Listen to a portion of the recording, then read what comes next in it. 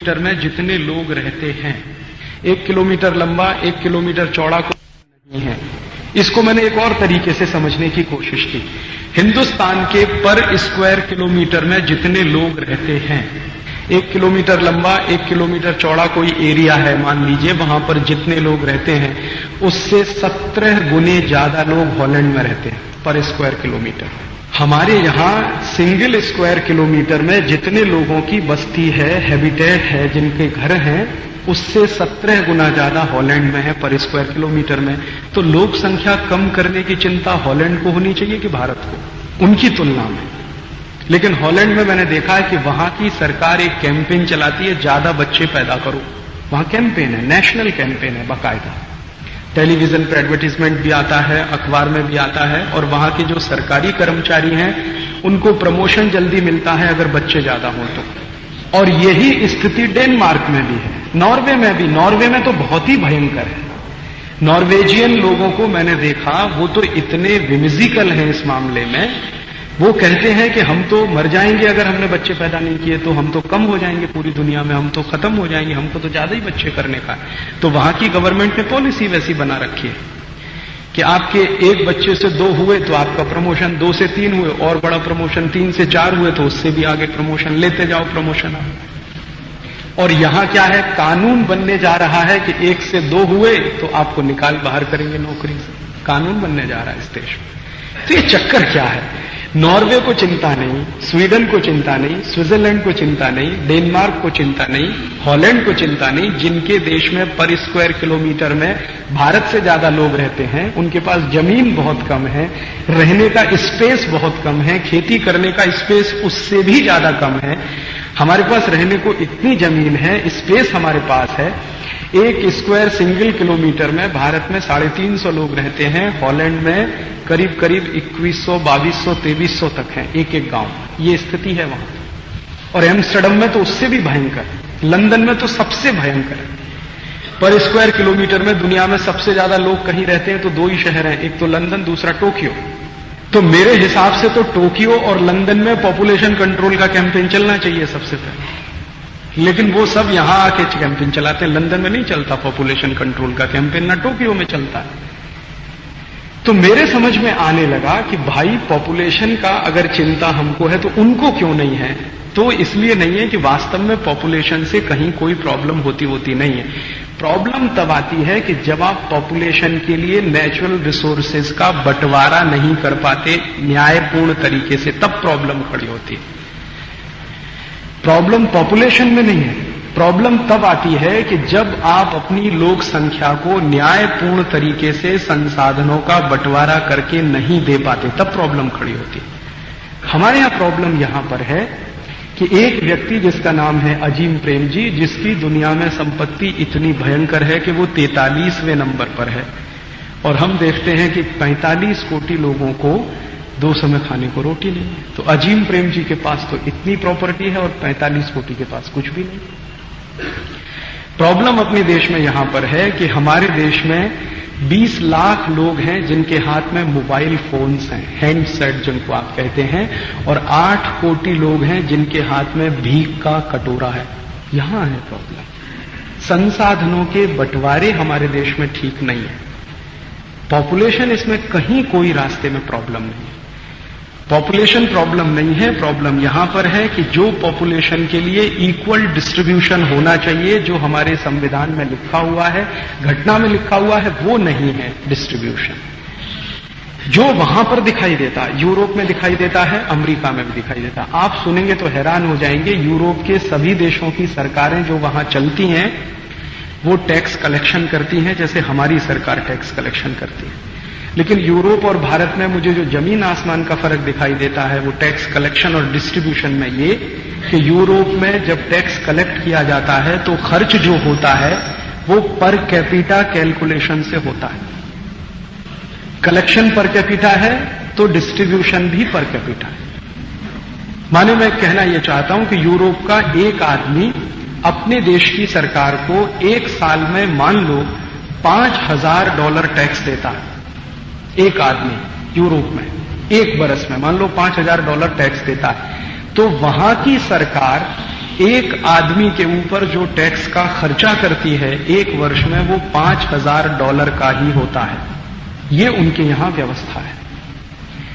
कई देश ऐसे हैं जिन्होंने अपने यहां व्यवस्था बनाई है कि जो टोटल टैक्स कलेक्शन होता है उसका 80%, 80% वो पर कैपिटा डिस्ट्रीब्यूशन में दे देते हैं और 20% सरकार उसमें से कट कर लेती है एडमिनिस्ट्रेटिव एक्सपेंसेस के रूप में।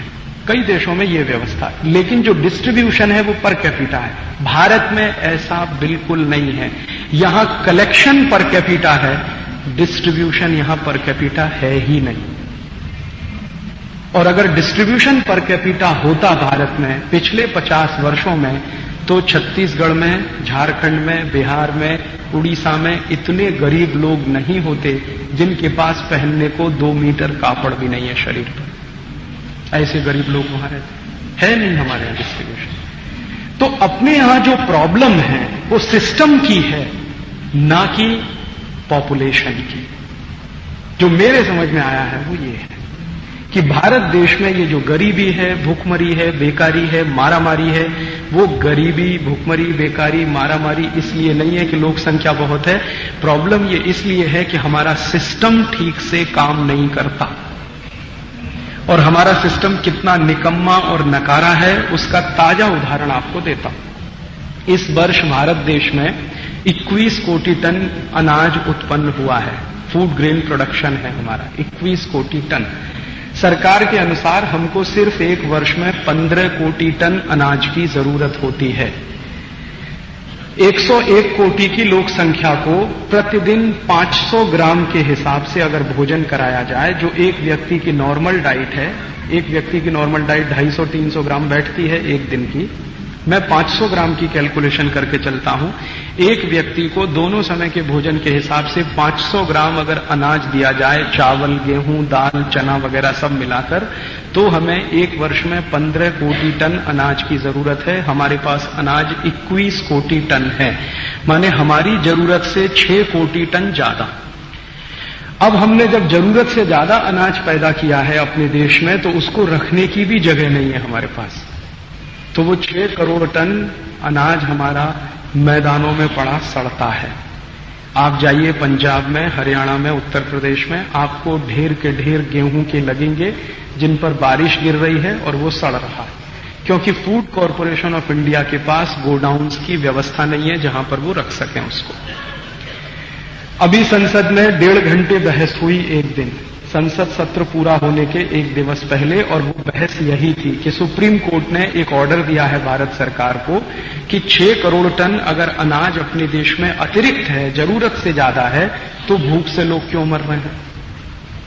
हमारे देश की सिस्टम का सबसे बड़ा फेलियर जो मैं मानता हूं वो ये कि एक बाजू में हमारे पास कृषि उत्पन्न भयंकर है, लेकिन दूसरे बाजू में डिस्ट्रीब्यूशन का नेटवर्क नहीं है और हम गरीब लोगों को भोजन नहीं दे सकते करने के लिए। गरीब लोग बिना खाने के मर जाते हैं, लेकिन 6 करोड़ टन अनाज हमारा इस साल या तो चूहे खा जाएंगे, बारिश में भीग जाएगा, और अंत में भारत सरकार उसको दरिया में फेंक देगी। क्योंकि अगले वर्ष जब फिर कृषि उत्पन्न आएगा तो आपको गोडाउन्स खाली करने पड़ेंगे और उनमें उसको भरना पड़ेगा। तो खाली करना वो आपके लिए बहुत जरूरी है। तो भारत की समस्याओं के बारे में जो बहुत साफ साफ मुझे दिखने लगा है पिछले 10-12 वर्षों के अध्ययन के बाद, वो ये कि ना तो पॉपुलेशन हमारी प्रॉब्लम है, ना हमारे देश के लोग हमारी प्रॉब्लम है, न कोई जाति का सवाल, न कोई धर्म का सवाल, न कोई संप्रदाय का सवाल, क्योंकि भूख सब जातियों की एक जैसी है, पानी की प्यास सब जातियों की एक जैसी है, खून का रंग सब जातियों का एक जैसा है। मैं एक जाति का हूं तो मेरा खून काला नहीं हो जाता, किसी दूसरे जाति वाले का खून सफेद नहीं होता। ये सब तो एक ही है, डिमांड सबकी एक जैसी है, कंजम्पशन के पैटर्न अलग अलग हो सकते हैं हमारे।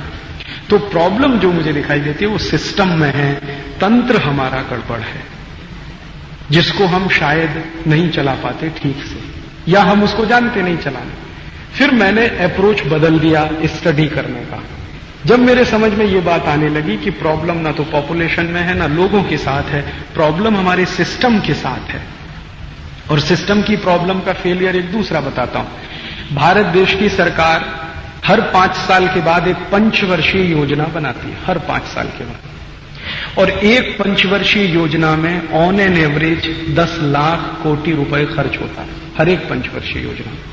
अभी तक हमारे देश में 9 पंचवर्षीय योजनाएं बन चुकी हैं और लागू हो चुकी हैं। 10वीं पंचवर्षीय योजना 2002 से लागू होने जा रही है। तो 9 पंचवर्षीय योजनाएं लागू हुई हैं। एक पंचवर्षीय योजना में एवरेज हमने 10 लाख कोटि रुपए खर्च किया है, तो अभी तक हम 90 लाख कोटि रुपए खर्च कर चुके हैं। पिछले 50 वर्षों में गरीबी बढ़ती ही जा रही है, बेकारी भी बढ़ती जा रही है। जबकि सच्चाई इसके विपरीत ये होनी चाहिए थी कि जब भारत अंग्रेजों की गुलामी में था, हम गुलामगिरी के शिकार थे, तब हमारे देश में पंचवर्षीय जैसी कोई योजना नहीं थी, क्योंकि अंग्रेज कुछ खर्च करते ही नहीं थे। जो कुछ भारत में कमाते थे सब इंग्लैंड ले जाते थे, उनको भारत से कुछ लेना देना नहीं था। तब पंचवर्षीय योजना नहीं थी, तब गरीबी हमारी कंट्रोल रही। और जैसे ही हमने पंचवर्षीय योजनाएं चालू की, हमारी गरीबी तो भयंकर बढ़ने लगी। कहीं कंट्रोल होती दिखाई नहीं देती गरीबी, न भुखमरी कंट्रोल होती दिखाई। 90 लाख कोटि रुपए हम खर्च कर चुके हैं पिछले 50 साल में, और वो हमारे खून पसीने की कमाई के टैक्स के पैसे में से। और 90 लाख कोटि खर्च करने का अगर आप एक दूसरा अनुमान लगाएं, हमारी कुल लोक संख्या 100 कोटि, 90 लाख कोटि रुपए के खर्चे का अर्थ आप समझते? एक एक व्यक्ति के ऊपर लगभग 9 लाख रुपए का खर्च, एक एक व्यक्ति के ऊपर। और इतना खर्च अगर हम कर चुके हैं तो फिर गरीबी क्यों है? हर एक आदमी तो लखपति होना ही चाहिए ना। 9 लाख रुपए तो 1 लाख से ऊपर है, 1 लाख से ऊपर होते ही हम लखपति हो जाते। तो हर आदमी की जेब में 9-9 लाख रुपए मिलना चाहिए, हर परिवार में मिलना चाहिए। एक परिवार में अगर 5 आदमी है तो प्रत्येक परिवार के पास 35 लाख रुपए मिनिमम तो होना ही चाहिए, वो चाहे झारखंड में रहे चाहे अमरावती में रहे। और है नहीं ऐसा। हम देखते हैं कि परिवार हिंदुस्तान में कैसे हैं। भारत सरकार का जो सेंसस आया है उसमें लिखा हुआ है 25 कोटि लोग ऐसे हैं जिनके पास एक दिन में खर्च करने के लिए 5 रुपया नहीं है। 10 कोटि लोग ऐसे हैं जिनके पास एक दिन में खर्च करने के लिए 1 रुपया नहीं है। और 5 कोटि लोग तो ऐसे हैं जिनके पास एक दिन में खर्च करने के लिए 50 पैसा नहीं। ये स्थिति है रियलिटी। तब मैंने सोचना शुरू किया है एक दूसरी दिशा में। फिर मेरा दिमाग थोड़ा बदला, मैंने एक दूसरे ट्रैक पर जाने का काम शुरू किया। मैंने कहा कि फिर कहीं और है अपनी समस्याओं की जड़। और अपनी समस्याओं की जड़ में अब मुझे समझ में आता है कि जो सिस्टम हम चलाते हैं, जिसकी मदद से हम गरीबी दूर करना चाहते हैं, भुखमरी दूर करना चाहते हैं, बेकारी दूर करना चाहते हैं, वो सिस्टम गलत है। क्यों गलत है? इसलिए गलत है कि जिस सिस्टम को हम चला रहे हैं वो सिस्टम अंग्रेजों ने बनाया था गरीबी पैदा करने के लिए, भुखमरी पैदा करने के लिए, बेकारी पैदा करने के लिए, मारामारी पैदा करने के लिए। हम दुर्भाग्य से वही सिस्टम को चला रहे हैं जो अंग्रेज हमें देकर गए थे। आप कहोगे अंग्रेजों ने कौन सा सिस्टम हमको दिया? जिसको हम पार्लियामेंट्री डेमोक्रेटिक सिस्टम कहते हैं, ये अंग्रेजों की देन है हमें। हमने अपने देश में इसका इन्वेंशन नहीं किया, ये अंग्रेज हमको दे गए तो हमने उसको ले लिया, बिना सोचे समझे कि अंग्रेजों ने इस सिस्टम को किसी और कारण से चलाया था, अगर हम चलाएंगे तो वही पैदा होगा उसमें से। अंग्रेजों ने ये सिस्टम जो बनाया, जिसको हम पार्लियामेंट्री डेमोक्रेटिक सिस्टम कहते हैं, ना तो वो पार्लियामेंट्री है ना वो डेमोक्रेटिक है, वो 101% एरिस्टोक्रेटिक सिस्टम है। ना उसमें कुछ पार्लियामेंट्री है, ना उसमें कहीं डेमोक्रेसी है। आप पूछेंगे कैसे? मैं आपको एक ही बात कहता हूं, हिंदुस्तान के 100 करोड़ लोगों के भाग्य का फैसला एक आदमी करे तो वो पार्लियामेंट्री होगा और डेमोक्रेटिक होगा। 100 करोड़ लोगों के भाग्य का फैसला एक व्यक्ति करे, जिसको हम फाइनेंस मिनिस्टर कहते हैं, वो सिस्टम डेमोक्रेटिक होगा।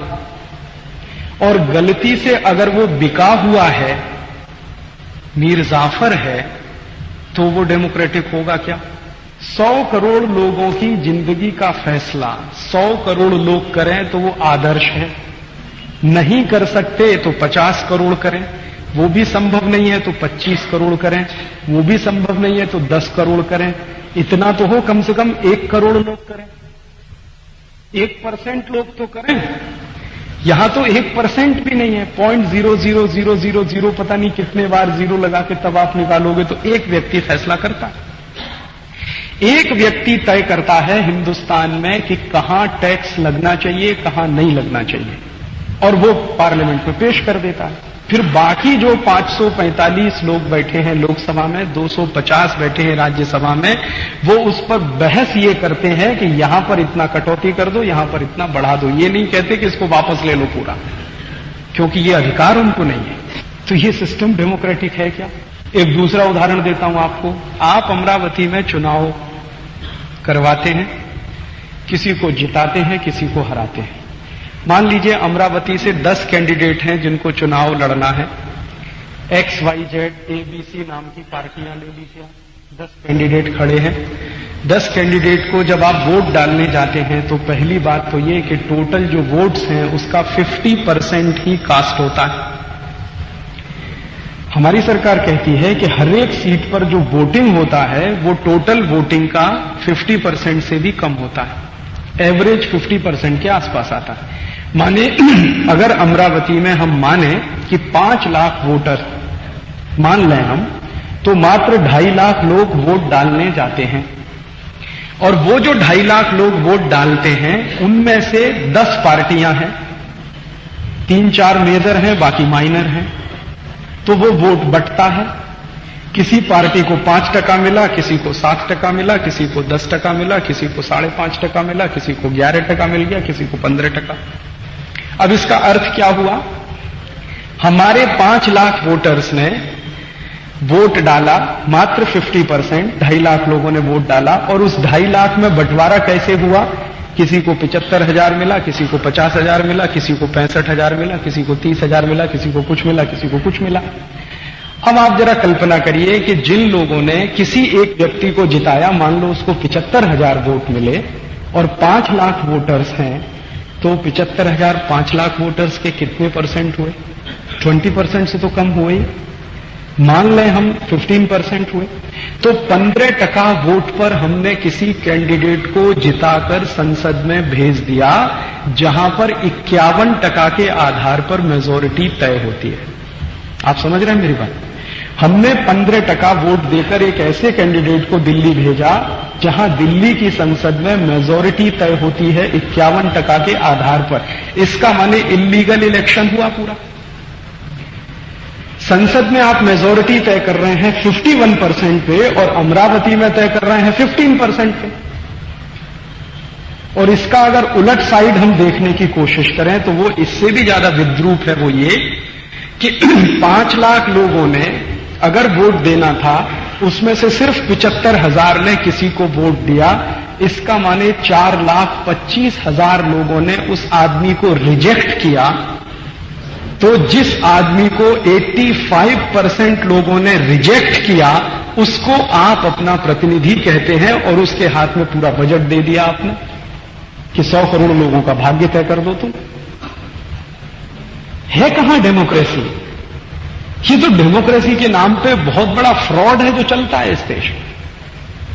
अगर डेमोक्रेसी होती तो डेमोक्रेसी में जो पार्टिसिपेशन होता है और जो पॉलिसी मेकिंग डिसीजन होता है वो 51% के आधार पर होता है कि 51% जो कहेंगे वो माना जाएगा, 49% जो कहेंगे वो नहीं माना जाएगा। यही तो है ना डेमोक्रेसी की एक मेजर डेफिनेशन। डेमोक्रेसी माने जहां 51% लोग एक बात कहें तो वो मानी जाए, 49% कहें वो नहीं मानी जाए। यहां तो हम देख रहे हैं कि 15% ने कह दिया, उसी को मान लिया।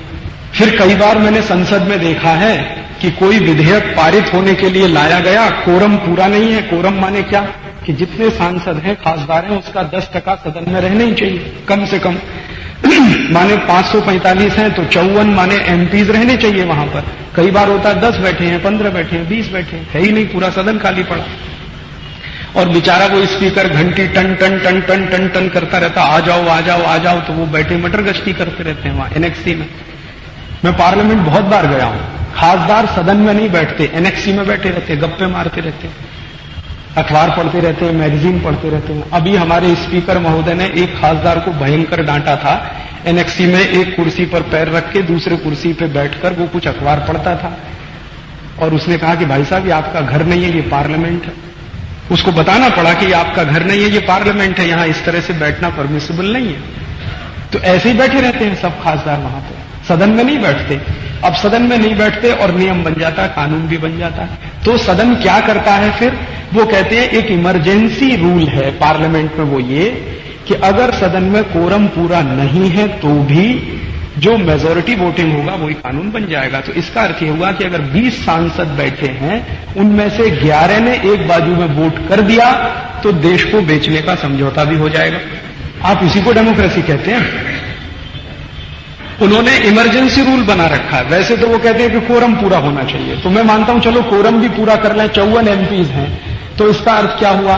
54 एमपीज होने का अर्थ यह हुआ कि 27 या 28 एमपीज ने एक बाजू में वोट कर दिया तो वही कानून बन गया।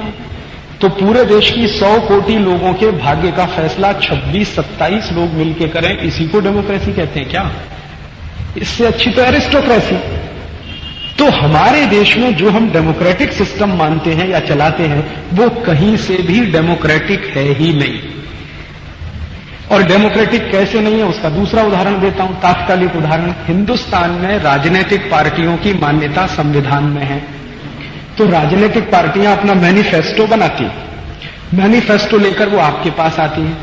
एक पार्टी कहती है कि हम गरीबी दूर करेंगे, भुखमरी दूर करेंगे, बेकारी दूर करेंगे। दूसरी पार्टी भी कह रही है गरीबी दूर करेंगे, भुखमरी दूर करेंगे, बेकारी दूर करेंगे। तो एक पार्टी कहती है कि हमारा रास्ता समाजवाद का होगा, दूसरी पार्टी कहती है नहीं हमारा रास्ता राष्ट्रवाद का होगा। अब आप उसमें चॉइस करते हैं कि भाई अपने को राष्ट्रवाद पसंद है तो चलो इनको वोट दे दो। कोई कहेगा नहीं अपने को तो समाजवाद लगता है तो इसको वोट दे दो। उनके रास्ते डिफरेंट हैं, गोल तो एक ही है ना। सभी पार्टियां ये कहती हैं गरीबी दूर करेंगे, भुखमरी दूर करेंगे, बेकारी दूर करेंगे, मारामारी दूर करेंगे, आपको सुख समृद्धि वाला जीवन देंगे, और उनकी बातों पर अगर जाइए तो स्वर्ग ला के दे देंगे आपको जमीन पे।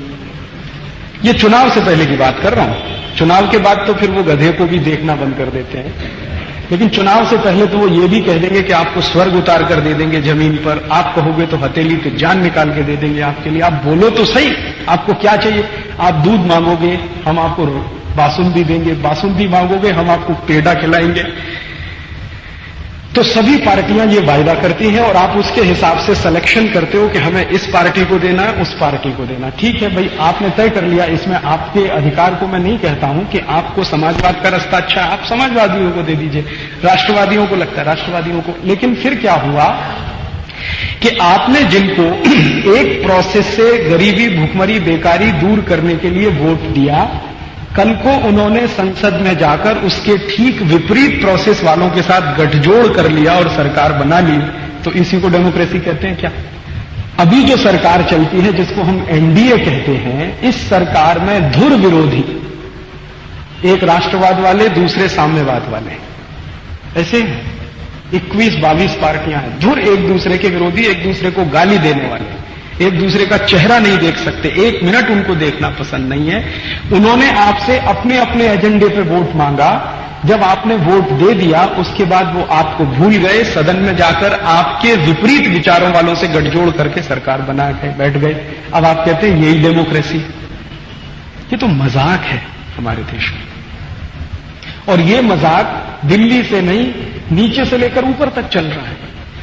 तो मैं कहना यह चाहता हूं कि जिसको हम पार्लियामेंट्री डेमोक्रेटिक सिस्टम कहते हैं, ना वो पार्लियामेंट्री है ना वो डेमोक्रेटिक, वो शायद बहुत ही अनपार्लियामेंट्री है।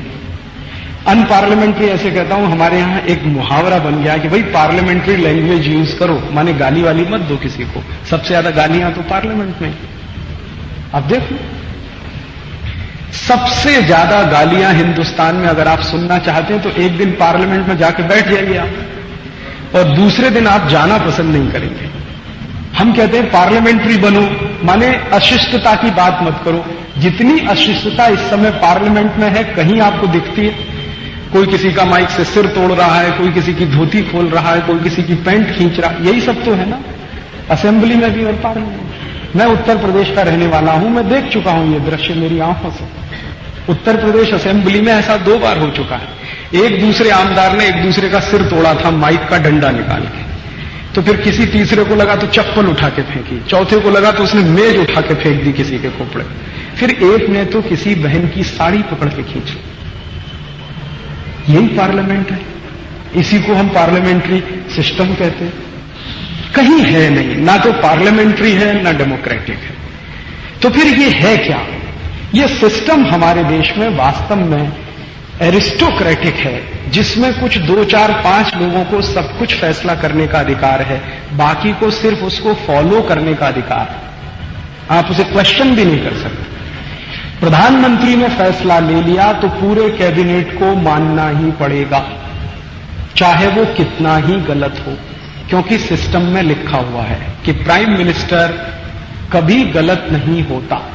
जो फैसला करे कैबिनेट को मानना ही पड़ेगा। अगर आप नहीं मान सकते, कैबिनेट से रिजाइन करिए, सरकार से बाहर जाइए। यही पार्लियामेंट होता है क्या? यही डेमोक्रेसी है क्या?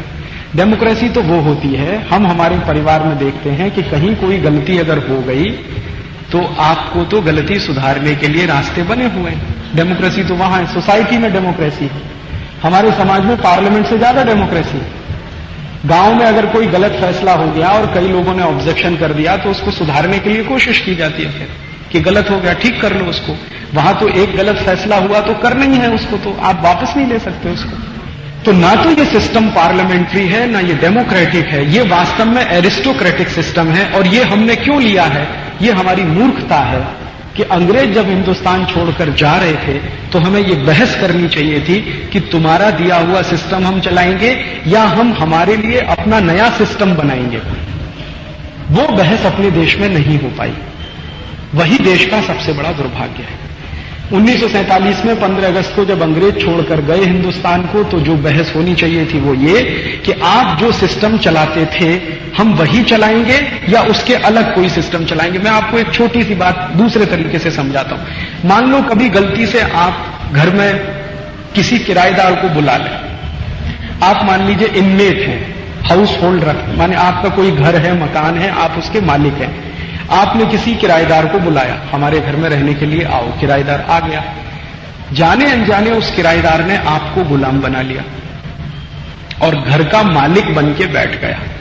तो अब ना तो किराया देता है और ना ही मकान मालिक के आदेश का पालन करता है, न उसके सुझाव मानता है, उल्टा उसने कर दिया है, मकान मालिक को आदेश देना शुरू कर दिया।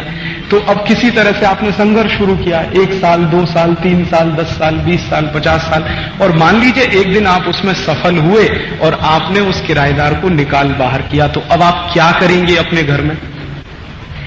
मैं आपको कल्पना देता हूं कि किराएदार ने आपके घर में मान लीजिए व्हाइट वॉशिंग करा रखा था, आपको बिल्कुल पसंद नहीं है, तो आप क्या करेंगे? उसको बदल के अपने हिसाब से करेंगे कि नहीं करेंगे? हमारे ड्राइंग रूम में किराएदार ने हमारी भावना के विपरीत कहीं कुछ कर लिया था, तोड़ लिया था, फोड़ लिया था। हम नहीं चाहते थे कि यहां सोफा रहना चाहिए, हमको लगता था यहां दीवान रहना चाहिए था, लेकिन उसने वहां सोफा डाल लिया, दीवान कहीं और ले जाके पटक दिया। तो आप क्या करेंगे? किराएदार के जाते ही अपने ड्राइंग रूम को अपनी भावना के हिसाब से सजाएंगे कि नहीं सजाएंगे, या उसी को लेकर रोते बैठेंगे कि किराएदार चला गया लेकिन हम ड्राइंग रूम वही लेके बैठे हैं जो वो चलाता था। मुश्किल अपने देश के साथ यही हो गई कि अंग्रेज आए थे किराएदार बनके, हो गए हमारे मालिक, लेकिन जिस दिन वो हमारा घर छोड़कर गए तो हमें संकल्प ये लेना चाहिए था कि अपने घर को हम अपने हिसाब से फिर बनाएंगे। वो आए थे, गलती हमारी थी, हमने उनको बुला लिया, अब वो गलती का सुधारा करेंगे, नए हिसाब से सिस्टम बनाएंगे और अपने घर को अपने तरीके से चलाएंगे। वही फैसला आज तक हम नहीं कर पाए। अंग्रेज जैसा कुछ छोड़कर गए थे वैसा ही ये देश आज भी चलता है। कहीं